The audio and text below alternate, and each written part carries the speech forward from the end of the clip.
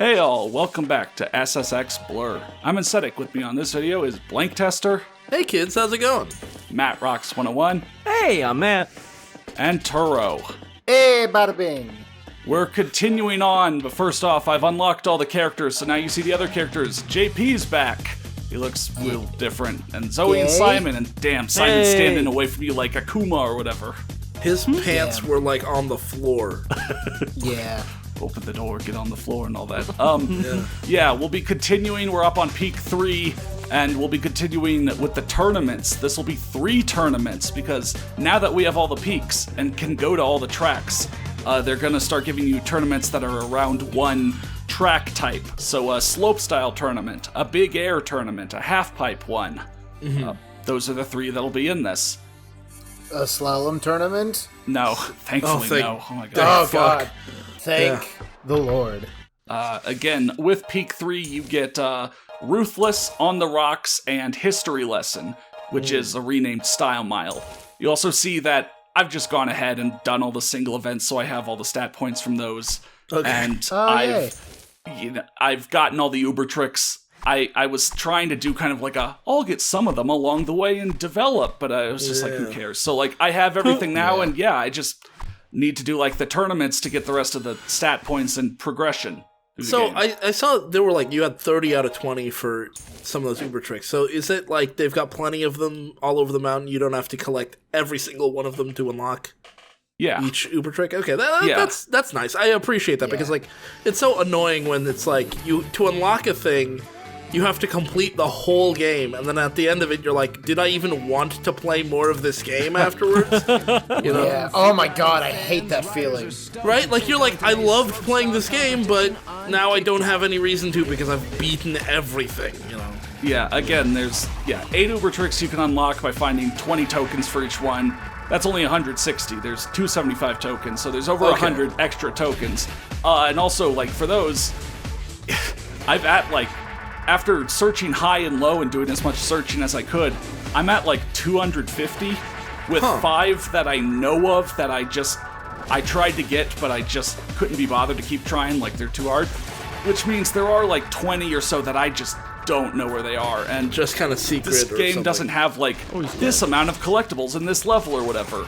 And obviously no one's done like a collectibles list, so it really is, I just need to blindly hunt. And so like I'm just gonna put in a cheat code to show off like what would you get for finding all 275. But yeah, to your credit, like there are more than 20 of each Uber thing. Yeah, I really do appreciate that. Yeah. I like how you turn into snow whenever you bail. Well, you get covered like a snow covering. Yeah, which is nice. You turn into the It's very dramatic snowman. snow covering. It's like not there and then it's there. Yeah, it goes away very easily. We're here on Kicked Out. So like, this was on Peak 1, and it's finally showing up as a tournament. Yeah. I know I'm falling a lot. I don't know. The start of this was rough, but again, I'll manage. I think so. Yeah, good. Are there 10x multipliers in this game? Yes. Okay. That's all I wanted to ask. You'll see them. They're actually the pink ones. One will be in the same place as the third one is normally Kicked Out here at the end. Because black was too scary of a color to put in this game. Yeah. This is a game for children. Yeah. But its controls are, that's interesting. The game is clearly has an aesthetic and is trying to be a little bit more casual friendly, a little bit more child friendly, I think. Like with the names of the levels and stuff. But the controls, because they're motion controls, are probably more difficult than if they had just gone with traditional controls. I feel like that, because this is one of those games where I could not have played this as a kid. Like, I would not have been able to figure it out. I for sure wouldn't have been able to pull off any Uber tricks unless they were really, really simple. Would you... This game is rated E, right? Right. Okay, and the SSX games are rated T, right? No. What? Yeah, I would have thought they would all be E. Really? Yeah, I thought they were T for some reason, Huh. Yeah. I don't know why I thought that. Okay. So would you say that the SSX games were E10 and this one is firmly an E then? Yeah, you say so. Or at least aesthetically. Yeah. Yeah, like the other ones would be like mild comic mischief or whatever. Right. Yeah. Whereas here, it's no mischief. Or a song that sort of offhandedly says something that's not. I would have thought the music is what would have made vanilla. Yeah. When I was thinking about it, because I feel like the music is what made the Tony Hawk games T. I guess maybe the little drops exactly. of blood. Yeah, like Also, they say the things blood, like "damn" sometimes. Not in the first games. They didn't have any dialogue at all in the first games. It's also a matter. It is also a matter of like the ESRB has changed over time, right? Like Halo 5, I believe, was rated T. Even though it's a military game, you're shooting aliens, they have blood, but they don't have as much blood as they used to, and so like. Should Halo 1 have been considered rated M? If we went back I've and heard looked that at argument before. Right, that, like I don't know necessarily that all the games that were rated T back then would be called T now. Yeah. And similar sort of thing might have been the case for, I don't know. It's possible. They don't really tell you what their scale is graded on, so you don't really know. But you do know. Well, you do know what they get rated for on the back of the box. But I mean, like you don't know rating. the scale of right. what constitutes. Yeah, like a movie having T-rated 2 fucks, it makes it an R, right? Yeah. But like we don't have any rules like that for the they ESRB. intentionally. I didn't know you could even do handsprings off rails. Huh. Oh yeah, I know. You just go. Jeez, they really wanted you to respawn right at the end of a fucking Yeah. I don't know. Yeah. Like, think about what this you've game, done. I guess, to just go into like the very minor things I've discovered along the way that should in no way be the one thing that finally influences you. Like, I was kind of wanting to play SSX Blur until I heard that this was also a thing.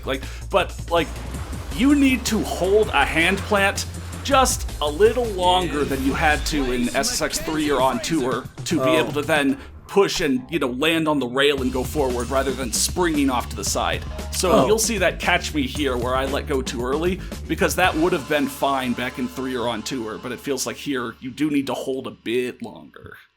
Actually, I had an Amazon tab open. I was just about to press buy now on this game, but you know what? I think you just talked me out of it. Yeah, it being just basically SSX on Tour with a collection of SSX 3 levels and just a total novelty due to being all motion controls. None of that, turned you off enough, but just hearing this one tiny little thing. That makes it like, no, this isn't worth my time anymore. I just canceled my purchase, actually. I'm actually going to burn my Wii now because I heard about that. Actually, you know what? I will be maybe a little, on one hand I want to say pedantic, but actually this is kind of like, why is this the case? But it obviously isn't important enough to be like something I remembered to say in the first 3 episodes. But like, okay, when you're on the ground and you're using the control stick on the nunchuck to turn, it turns as you'd expect. You push it left, your character goes left. But when you're in the air, it's like it gets horizontally inverted.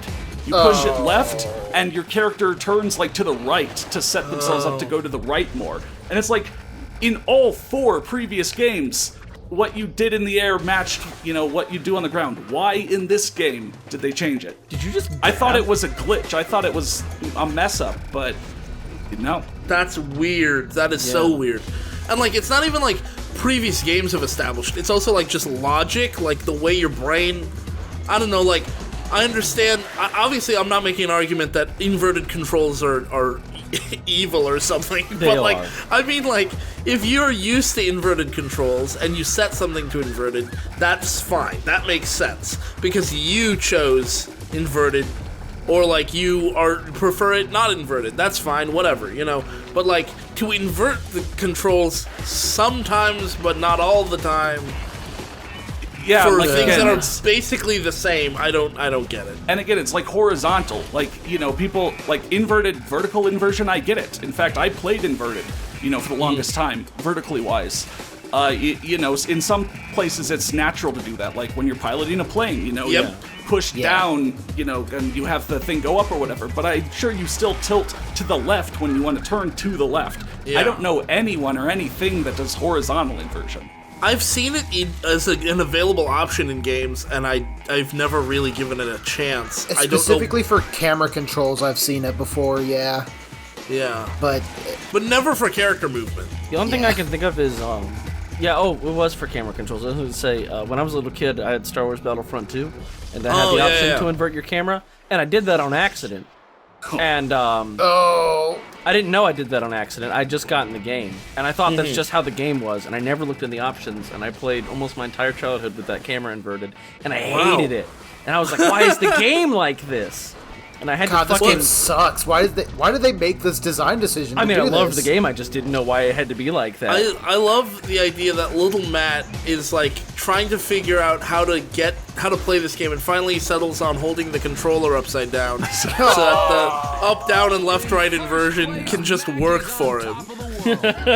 No, it was only left, right inversion. Up, down was normal. Oh god, never mind. It's a tiny thing, and like as you watch these things, you'll see me where it's like the mountain turns off to the right. I'm in the air, and like my board will tilt to the left, and then it'll tilt to the right, and that's because I obviously hit the wrong direction hit right, first. and then went shit. And I can obviously pass everything. It's not a game breaker. It's just weird. Yeah. Yeah. Oh man. I do want to say you flipped so fast. Yeah, I think you were saying like you were jokingly saying the tiny thing that would make you not buy the game. The thing that would make me not buy the game, the thing that would make me not play the game, isn't even the motion controls. It would be the fact that there's no combo system. Like that alone. There's no combo system. That would be the thing that would turn you off. No, yeah, absolutely, that would be the thing to turn me off. I've heard way more people say, I don't like how the combo system got put in and was a big part of 3 and on Tour, compared to, I don't want to say you're the first person, but that seems to be a very rare opinion. Really? I'm surprised that's a rare opinion, though. Made it. I mean, like, you want to, oh my god, and I know I'm going to word this sounding really negative, but so you want to worry about having to keep a combo going and maintaining it along with the rest of the gameplay? I think the combos actually make casual players feel better than people who are like high-level players. I'm not a high-level player, right? So like, if I was playing at a high level, that would be a thing I would worry about. But because I'm playing casually, basically, it just feels like there are long stretches of the game where I feel like I'm not doing anything.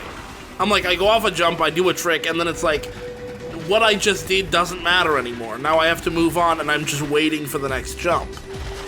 Where, like, a combo would reward me for being engaged with the game, which, like, as a casual player is kind of a risk, Oh my god, even with your lowering the brightness a little bit to match what you see on screen, that was still very hard to see. Kind of went blind there. It's like when you do the Uber whole tricks. Supposed to just be black now, because that's all I'm seeing. Yeah, that's what. Yeah, you got it. Yeah, I don't see anything anymore. He's kidding.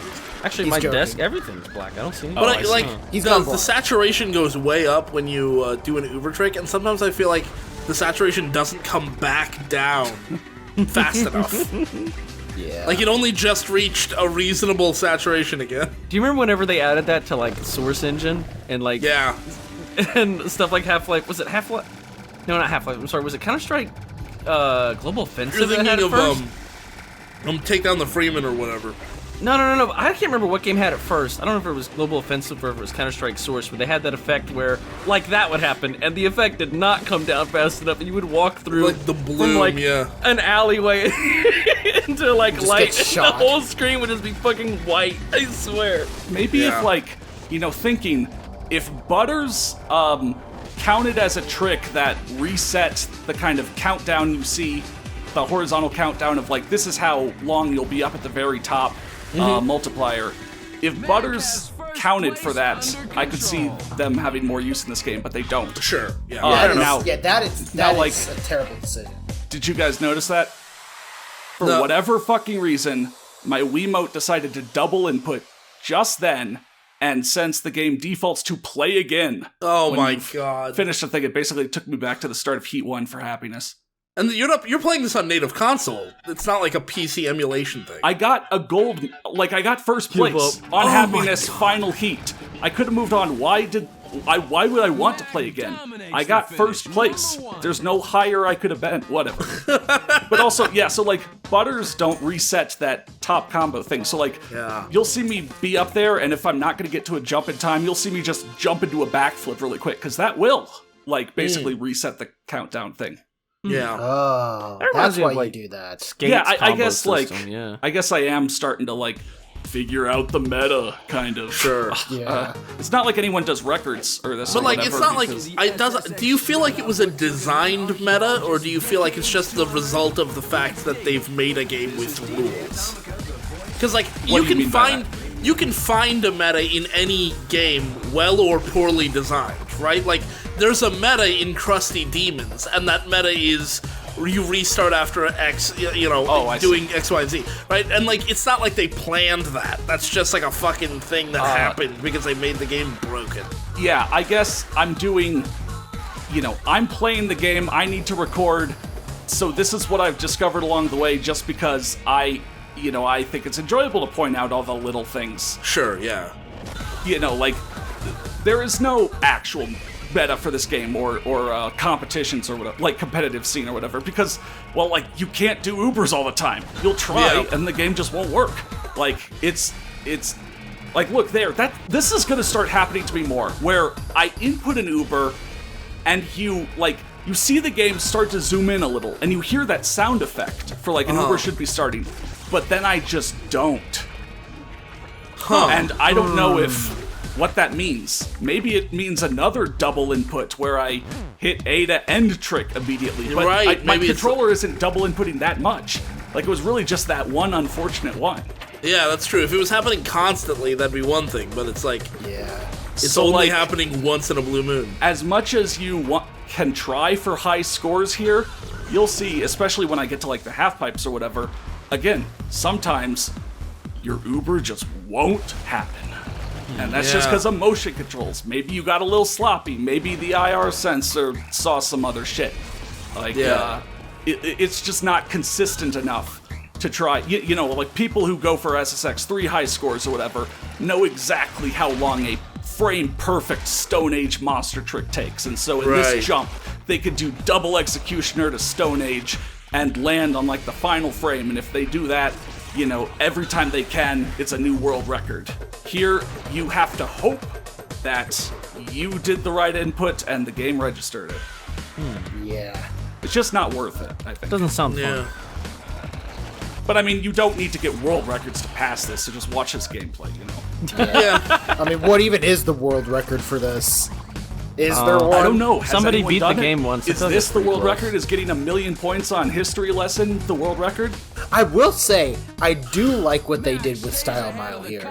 I like the aesthetic. Yeah. For a nicer note, that half pipe you saw is probably the biggest redesign in this game, where they took a level and really redid it. And so they built that whole giant half pipe out of that part of Style Mile.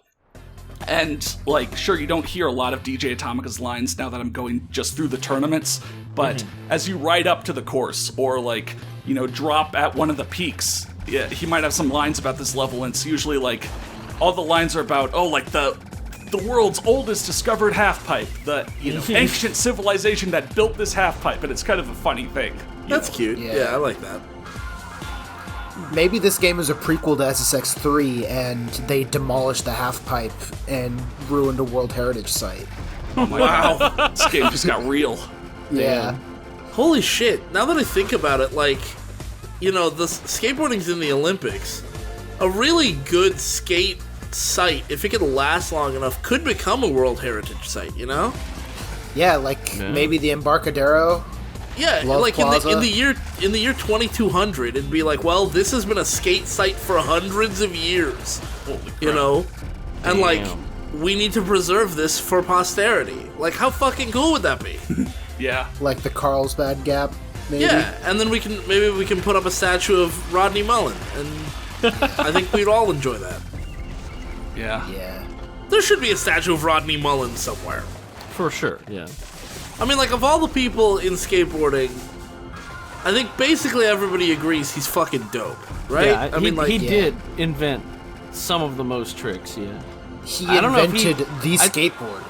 Yeah, he's the only reason that people even can do street skating, because he invented the flat ground ollie, or I think it was him, yeah. I mean, I'm pretty sure you could pretty easily draw a line from him to the fact that it's in the Olympics. Yeah, absolutely. Yeah. Right?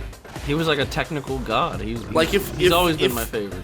if he hadn't been around, it wouldn't be in the Olympics. So, I don't know. I think that's pretty cool. So what we're saying is that we should make Rodney Mullen himself a World Heritage Site. Yes. Yes.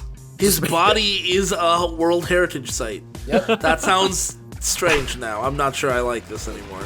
Yeah. Oh shit, here we go. I could talk about other miscellaneous things to pass the time in this game.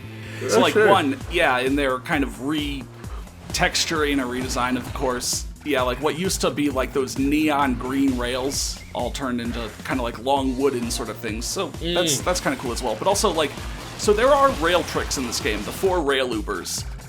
The manual does not tell you that.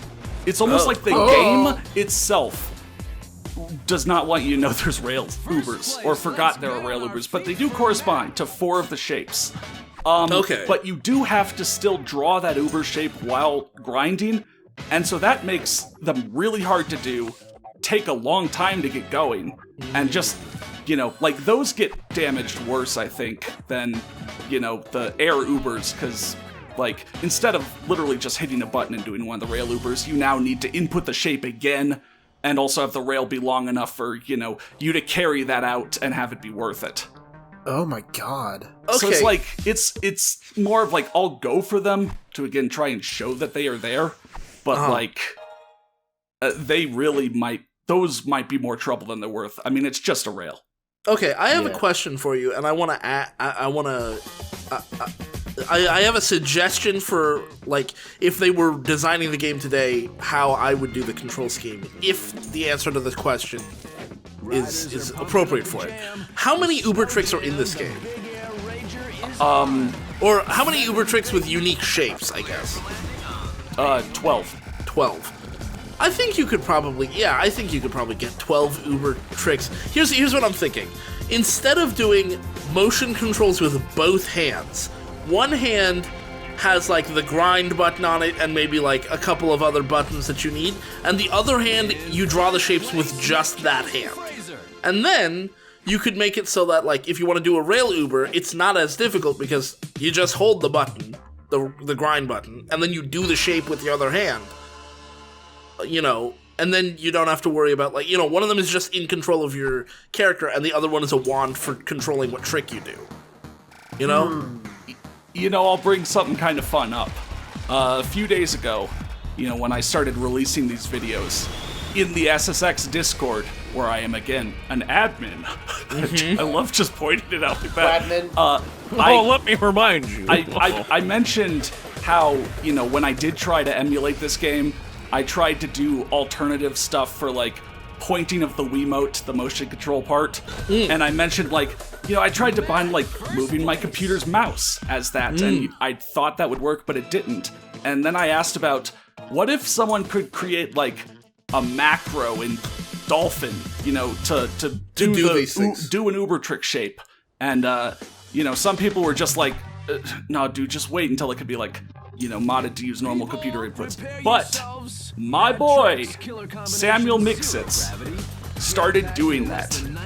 And he has macros that, I don't think it's fully done, but he is posting his progress of, like, keyboard macros where you can bind it to a key on your keyboard, and when you do it, it'll basically emulate, what the, motion control, whatever, through Dolphin is looking for.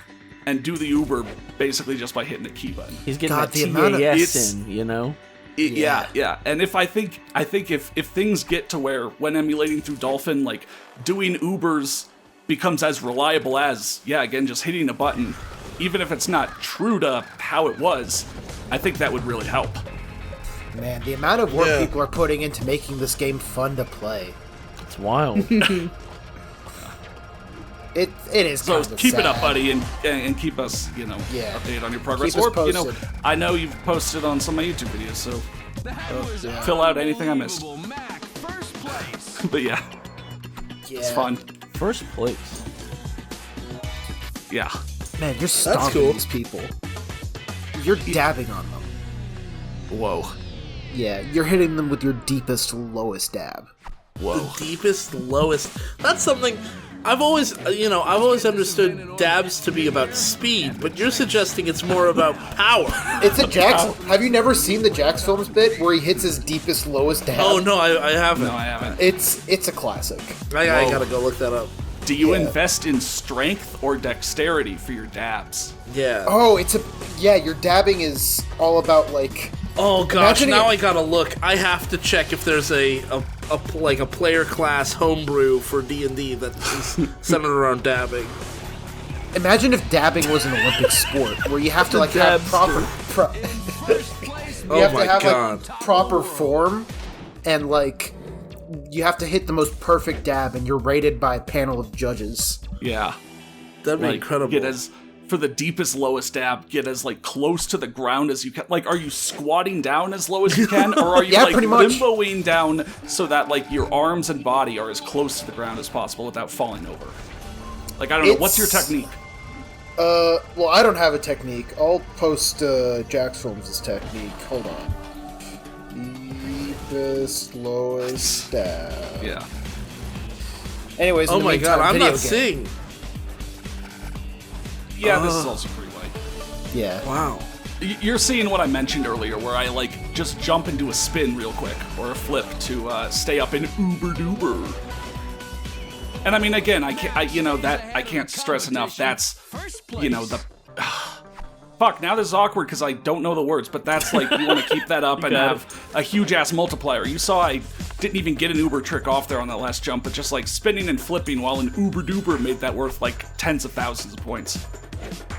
Like, for as hard as this game is to get things to work, it is, again, like a game for kids, and you can pass the score requirements fairly easy. I'm sorry, I was just looking. Babbies. I wasn't even listening. I was just looking for if anybody has created like a player class that involves like dabbing as a central mechanic, and the best I got is on Reddit. Somebody posted this was 8 months ago on r/DM Academy. They were asking a question, and they said, I am dabbing in mass combat and would like to ask a race-related question. Wait, what? I didn't and what pick up it on meant, that at first. But what it meant, yeah, it meant dabbling in mass combat, but I much prefer dabbing in mass combat. I need to ask a race-related question right now, okay? Like, he's like, okay, I'm playing as a half-elf, and, every other turn, my team yells at me because I use my action to dab. And I'm wondering if that maybe counts as a free action, but my DM says no. Yeah, hang on. Do they get free dabs? Because, like, I'm looking here, and, half-elves don't. Humans do not. Do humans get free dabs? Variant humans do. Okay, variant humans get free dabs. That's very frustrating. What, the variant? Oh my god. Turo and I are still watching the video. Oh yeah. That crash but also that Sorry, I closed the video get free a while dabs, back. but not everyone gets free dabs. It's podcast mode. I closed the video, actually, I will stop recording in Audacity, I will say something as well. That I was just gonna say, like, it's podcast mode. It's basically just on tour again. But when the modders looked into what is on the disc for SSX Blur, one of the basically most of On Tour's file system is still on Blur's disk, but unaccessible by the game.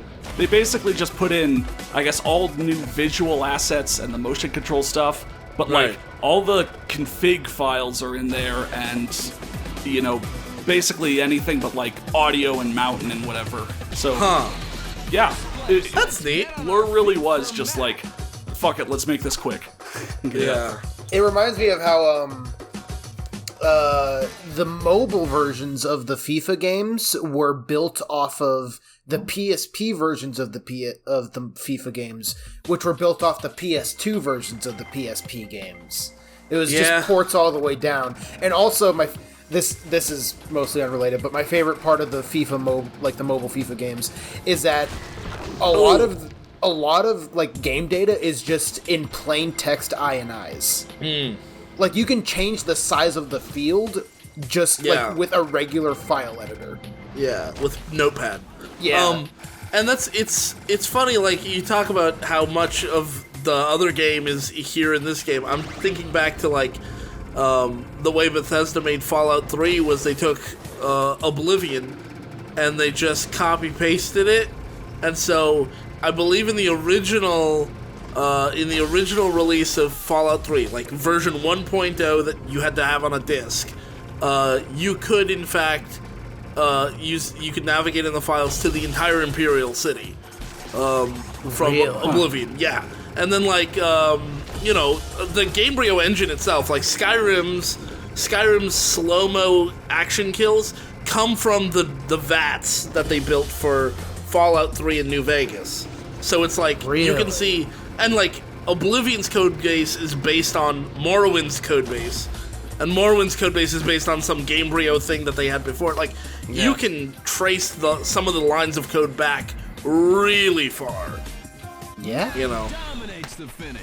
So it's not that surprising, really. That so that reminds me of that video that went viral recently about, it was either a tweet or a video of how there's a flickering light code in Half-Life Alyx that dates all the way back to Quake 2.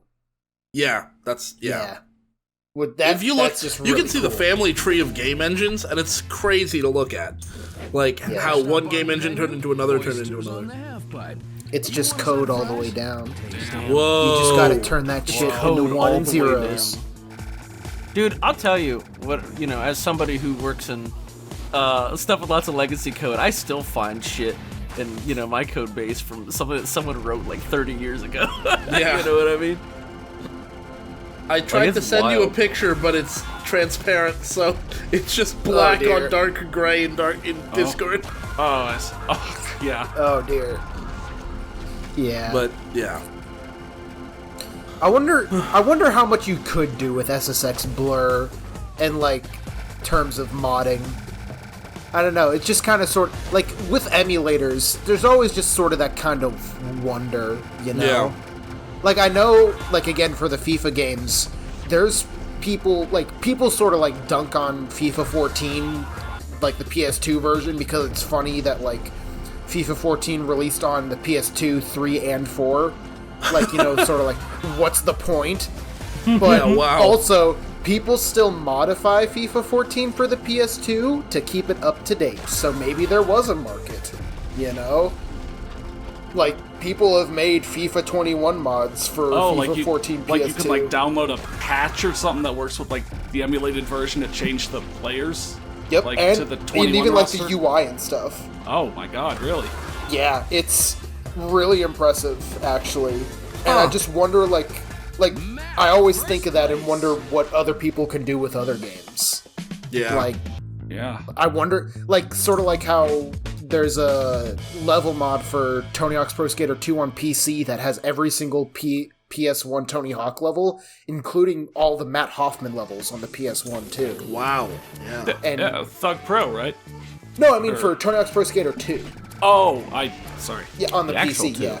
Oh my god, so Tony Hawk 2, the actual 2, not Thug 2, but in Tony Hawk 2 on the PC, you could play any level from like 1 through 4 and Matt Hoffman stuff. Yeah, but the Sick. PS1 versions of it. Yeah, PS1 Yeah. versions. That's really cool. It sort of is like a mini Thug Pro, but for the Tony Hawk's Pro Skater 2 engine, which is just really cool. Which is my favorite engine. Yeah. And then and that makes me wonder, like, okay, it's pretty easy to understand how you could port levels from one to another, but I'm really curious, like, what kinds of modding people can do, like, what kinds of things people can do with modding, if they're really, like, pushing the boundaries of what a game can do and what it maybe should do, especially games that are, like, otherwise unloved, right? Like, I mean, Skyrim has, like, I was talking about Skyrim earlier, Skyrim has a huge modding community, and everybody knows Skyrim, but, like, what about a game like Balan Wonderworld? Huh? Like, what could the modding scene do to that? Could they make it a game? Yeah, I mean, I sort of made that wry joke earlier about how much work people have been trying to put into make SSX Blur fun to play. Exactly. When you said that made me started me thinking, like, what other games are unloved and could maybe be salvaged with the right mods? Yeah, I don't know. I mean, I am thinking, like, what if you could put in, like, what's an SSX 3 level that's not an SSX Blur? Yeah. Like, the Throne. Yeah, like, could you put the Throne in this game? I bet like, you could. I bet you could, but it probably would be hard. I think the thing that would make it stand out as a mod level would be the fact that its art style would not match, right? And so, like, there would be things about it that just artistically wouldn't match the vibe of SSX Blur. And I mean, I guess it's like, how much did the engine change from 3 to on tour? Because that would be the first step. That would be the first thing that would happen first. Someone would put the throne into on tour, and then probably from that you could get it into Blur. But, like, people haven't put SSX 3 levels into on tour yet. And I don't know anything about, game modding. So just is that even feasible? Who knows if that's feasible at all? Yeah. I mean, I don't know how to program. I don't know. I mean, if anybody watching this is into modding, please do let us know in the comments. That would be really interesting. That'd be dope. We have a modding part of the SSX Discord where I pointed out what people have done. Hell, I mean, I'll point this out as well. We're past it, but the modders looked into Johnny Mosley as well. And I was about to say they about Johnny Mosley. rediscovered and were able to re-enable the debug menu. Oh, right. Yeah. Like, so they've done cool stuff. I mean, what's amazing to me... Have they found the Mosley cookie in Las Vegas yet?